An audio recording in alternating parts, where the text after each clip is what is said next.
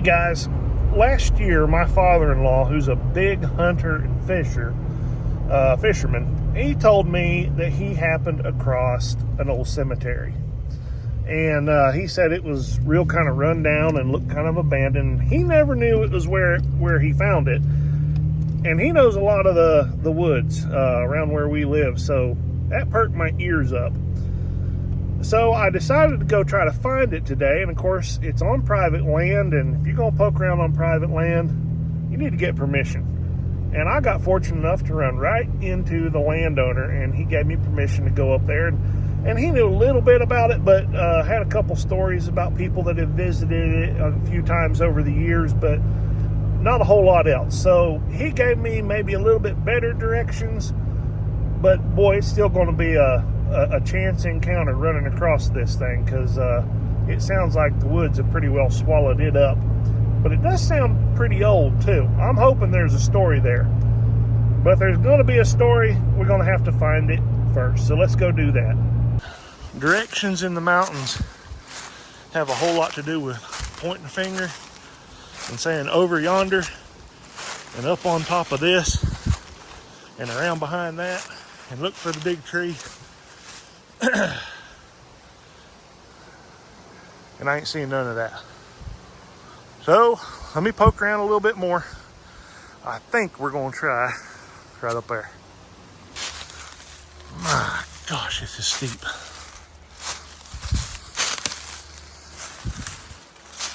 Oh, I think I see something there.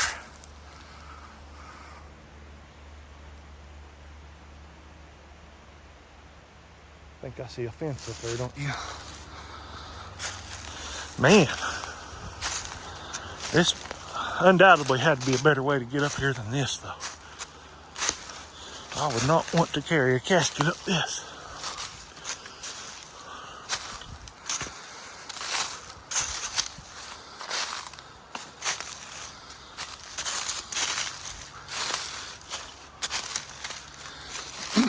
Ooh, looky there.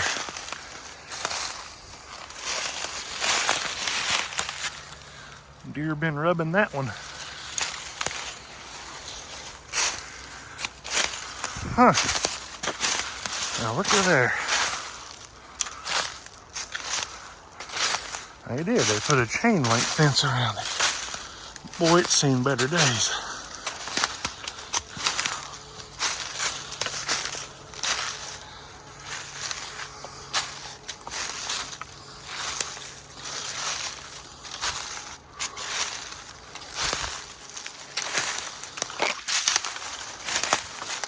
Well, I don't think there's going to be much of a mystery about who all's buried here.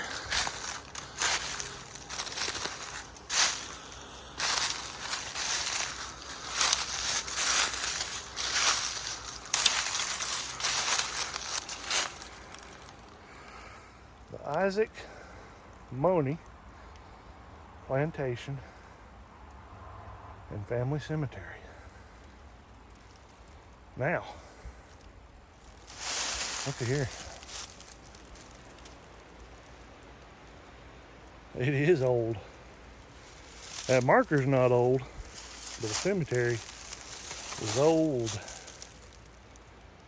There is nothing but rocks. And there's quite a few graves, actually. I wonder if any of them are marked. Now, there's a really good chance it being a plantation. Well, yeah, there's a good chance. A lot of people, anytime they see a rock, you know, like that, and either a tree fell out of there or that was a grave that collapsed, but anytime somebody sees a rock, they tend to just want to say, "Oh, that's a slave grave." And then, too, some people would say, "Well, slave owners would never bury slaves in a family cemetery," and I ain't sure that that's correct. I think it has to do with what type of individual you're dealing with. I'm for sure that would probably be the case many times, but not always the case. So what I'm saying is there is a chance that there are slaves and family buried at this site, regardless whether, well, we know it's family, according to that marker anyway. They didn't chisel nothing on nobody's stone. Not that I can see. Let's see. So there's a headstone. There's a footstone. There's a headstone right there. Boy, this is rode up there.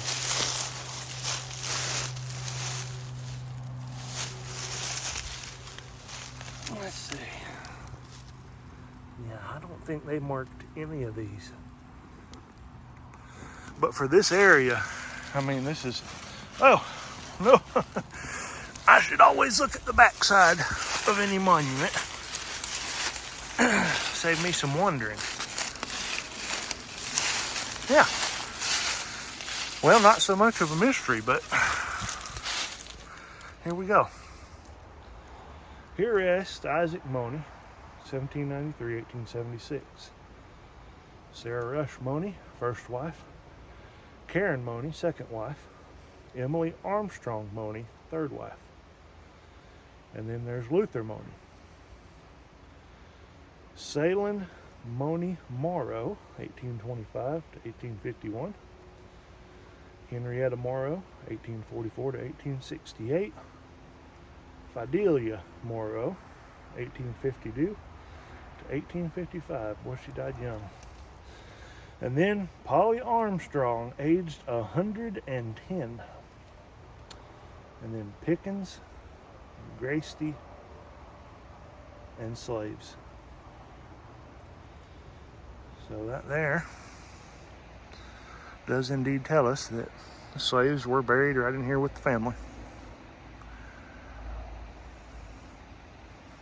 Somebody obviously knows a whole lot more about this than I do. I guess it's probably family. I'm really, really glad they have all the names. That's glad they took the time to do this.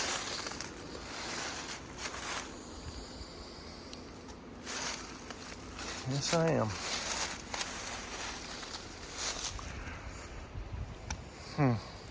So how many individuals would that be? Well, we don't know how many slaves are buried. But we've got 1, 2, 3, 4, 5, 6, 7, 8, 9. And my goodness.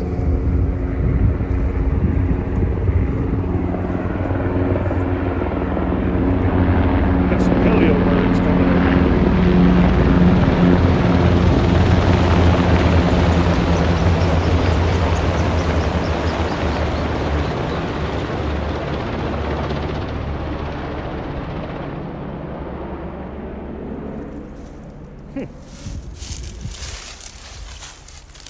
I'm not sure what to make of this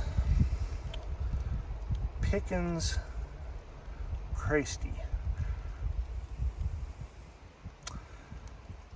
I don't know if that's Polly Armstrong's last two names. Maybe she was married twice in 110 years.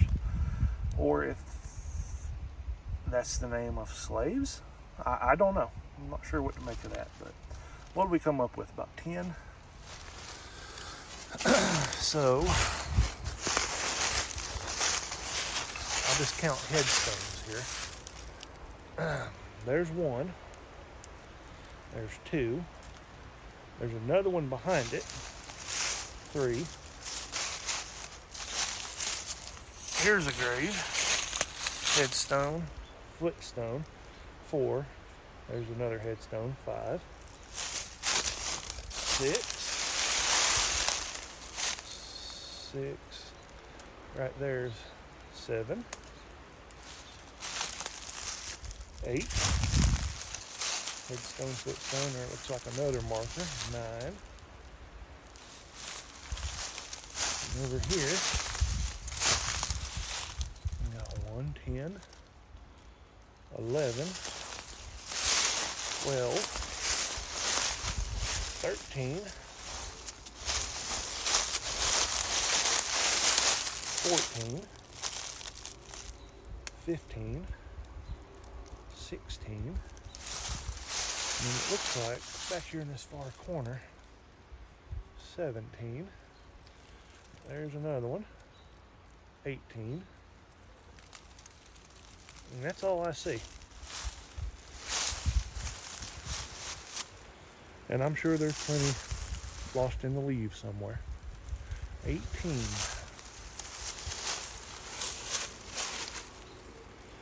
It is a pretty spot on the side of this slope. You can catch the morning sun rising right there. All right, well, let me do a little research on Isaac Mauney. Maybe, I doubt it, maybe we could put some faces to these names. Maybe a little bit of their story. Well, on my way down out of here, right over by this creek, which is a dandy place for this to be, looky here what I just kicked up. There's a Native American nutting stone. And boy, that right there is just as smooth as it can be. And, as most of them do, bottom side's got a concavity as well. Let's see if that's got any, yeah. That's got wear in it too. So that's probably started out as a natural pit and they just utilized it, but it's worn down inside there. And this side definitely got some use. That is pretty cool. All right, so you've got a whole bunch of names and a whole bunch of graves that don't mean a whole lot to you. But I want them to, because these people mattered. And so the best way for you to remember them is to connect them to history. And this family's got some pretty good connections. Jacob Mauney was Isaac Mauney's father. He lived in a place called Tryon County, which is now Lincoln County, a couple hours east of where I currently am. In 1775, he signs a document called the Tryon Declaration of Independence. Not the Declaration, but a smaller one. Many of the colonies and localities within those colonies signed these declarations, and that enabled people to kind of come together and ultimately resulted in the Declaration of Independence being signed. Putting pen to a piece of paper like that could be equivalent to putting your neck in a noose. It was no small thing that he did. He was a patriot. Now, Isaac Mauney comes to what is now Cherokee County, North Carolina. We see the start of that plantation in 1840. It's just 2 years from something called the removal of the Native Americans. You probably heard it called the Trail of Tears. So the Native Americans in western North Carolina, Georgia, Tennessee, they're taken to Oklahoma forcibly on the Trail of Tears. Their land was left, and then pretty soon that void was filled by a lot of Europeans and a lot of families like the Mauneys. So the plantation starts in 1840. Now, there's a couple names that I want to mention to you that aren't on that memorial marker. And it doesn't say anything about the people that erected the marker, because the names that I'm going to give you, I think, are the names of two of the slaves of Isaac Mauney. And let me tell you something. When it comes to records and genealogy, slave names can be difficult to run across because no records were hardly kept of them. But I ran across a little bit of genealogy research, and somebody said Isaac Mauney had 2 slaves that he freed just after the Civil War ended. Nelts, N-E-L-T-S, or Nelson, and Katie Mooney. It's very common for slaves to take the last names of their masters. Nelts and Katie were given property by Isaac Mauney from his land, and they continued to live there And because of that, I feel very strongly that they are probably buried in that cemetery. And so I wanted you to know their names too. Their lives mattered. A couple other names on that memorial marker. Well, you got the third wife of Isaac Mauney. Now, she had a great connection to history. Seems years earlier, when she was a young lady, she went to a party back east somewhere, and she had a chance encounter with a significant person in American history. And better than just an encounter, she got a dance with him. Guy by the name of General Lafayette. That's right, General Lafayette of the American Revolution.